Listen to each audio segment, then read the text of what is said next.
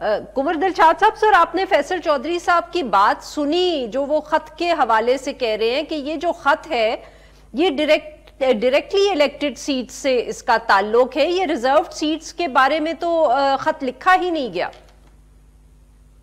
नहीं, वो दुरुस्त फरमा रहे हैं। मैंने भी ये खत का मतलब पढ़ा है।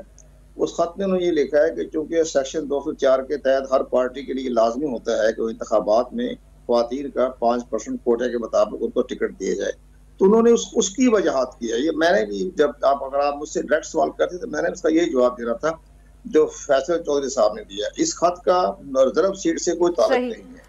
तो सर फिर ये क्या हम माफ करिएगा सर आपकी बात यहाँ काट रही हूँ, तो क्या आपके ख्याल में फिर ये गलत रिपोर्टिंग हुई है कि इलेक्शन कमिश्नर साहब ने ये खत अली जफर साहब को दिखाया और कहा कि इनको तो सीट्स ही नहीं चाहिए?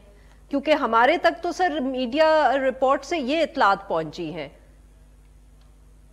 नहीं, उस खत का मतलब जो समझने पहली बात ये थी कि जब पूछा ही नहीं गया था, अगर उसकी बहस के दौरान पूछते तो फिर ये अपना हमाद रजा साहब का जवाब दे देते। खत का लिखने के जवाब नहीं था, बिला वजह ये खत लिख दिया उन्होंने। अगर इलेक्शन कमीशन पाकिस्तान को एतराज लगाता या ऑब्जेक्शन लगाता तो उसका जवाब दे देते। तो ये खत बिला वजह था और सही टाइम पे खत नहीं किया, उसके गलत उसका जो है इंटरप्रिटेशन हो गई। अब असल मसला ये है कि सबसे बड़ी बात कि ये ठीक है कि सुन्नी इत्तेहाद कौंसिल ने इलेक्शन में हिस्सा नहीं लिया, उनके लीडर ने भी हिस्सा नहीं लिया, लेकिन एक पार्टी रजिस्टर्ड है 10-12 साल से, यानी 2002 से रजिस्टर्ड है वो। तो इन हालात को देखते हुए उनके पास इंटर पार्टी इलेक्शन भी हुए हैं, उनके पास बाकायदा निशान भी मौजूद है। अब अगर तहरीक इंसाफ के हमायत याफ्ता अरकान की तादाद इतनी बड़ी तादाद है, तकरीबन 85-90 के करीब, अगर वो उसमें शामिल हो गई है आर्टिकल 51 और आर्टिकल 106 की रोशनी में, तो इस पर आप इनका मसला, नया मसला पैदा हो गया। उन्होंने कहा हमारी ख्वातीन के, हमें तो पता ही, हमने इलेक्शन में हिस्सा नहीं लिया था, तो हमने कैसे सीट अपने रिजर्व सीट के लिए अप्लाई करते। अब चूंकि रिजर्व सीट का लिए मसला पैदा हो गया, हमारे पास कानून में बाकायदा रवायत नहीं कि माजी के फैसले मौजूद हैं। 2019 में सरदार रजा साहब थे चीफ इलेक्शन कमिश्नर, उन्होंने बलूचिस्तान अवामी पार्टी को 3 नशिस्तें दे दी थी इसी हालात के मुताबिक देखते हुए। तो इसी तरह जो हमारा सेक्शन 104 है, उसके सेक्शन 2, 3, 4, वो उसकी मतलब उसकी इंटरप्रिटेशन कर सकता है।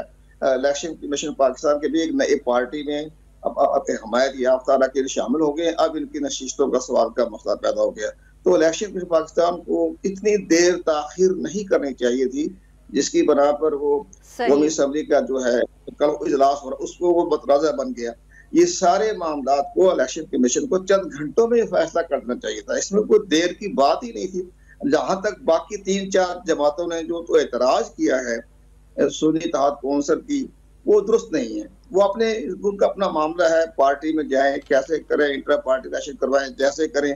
अब 3 बड़ी पार्टी, पार्लिमानी पार्टी का इसको फरीक बनना, कुंवर साहब, तो फिर यहाँ सवाल तो सर बनता है ना कि चीफ इलेक्शन कमिश्नर ने उनको मौका क्यों दिया इस केस का हिस्सा बनने के लिए? नहीं, ये तो मैं ज़ाहिर है कि मुझे खुद बड़ी हैरानगी हो रही है। मेरे बड़े अच्छी ताल्लुकात हैं चीफ इलेक्शन साहब के साथ, तो मुझे तो इस मामले में इंटरेक्शन नहीं हो सका कुछ चंद महीनों से, लेकिन बहरहाल मुझे हैरानगी हुई है कि ऐसी बिला वजह जो है कि इंटर पार्टी इलेक्शन के हवाले ठीक था, वो फैसला दुरुस्त था, वो सुप्रीम कोर्ट में गए, वो ठीक गए।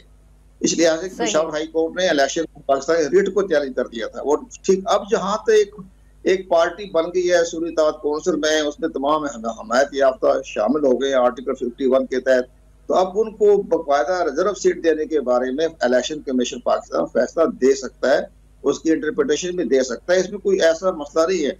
दूसरी बात ये 20-22 सीटें अगर मिल भी जाती है सुन्नी इत्तेहाद कौंसिल के अरकान को, तो उससे कोई हुकूमत साजी कोई फर्क नहीं पड़ेगा। उनकी तो पूरी मेजॉरिटी बन चुकी है, बड़ी हाई मेजॉरिटी।